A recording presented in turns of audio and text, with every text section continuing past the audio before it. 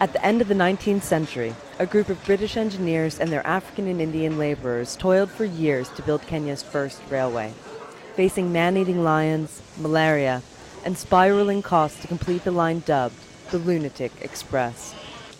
Connecting the port of Mombasa to landlocked Uganda, the railway opened up East Africa's interior to trade for the first time. But decades of mismanagement have left their mark. Of 17,000 miles of track laid during the colonial era, no more than 700 are operational today. This old line may not exist in another few years, so I thought it was a good opportunity to take it. So yeah, it's got immense historical significance, both for the European former powers and certainly for Africa.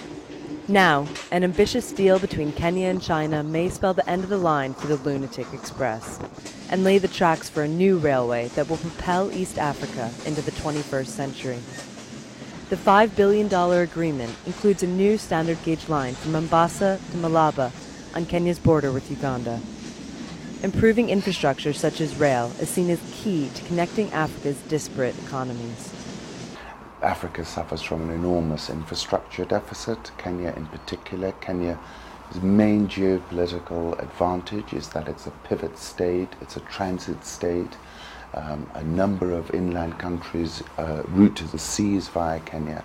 And if you want to maintain and embed and entrench that advantage, you've really got to have some 21st century infrastructure. For William, who transports fresh vegetables from Kenya's agricultural highlands to its less productive coast, these improvements could not come too soon. He relies on both the roads and the rail.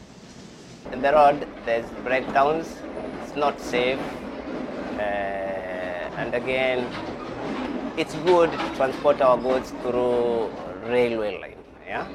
But the only problem that we have, there's no space for our commodities.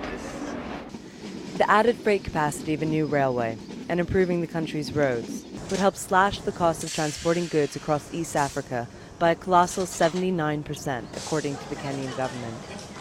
And it's practical improvements like this that matter most to people like William, who are only too happy to see the end of a railway from a bygone era, no matter how rich its history.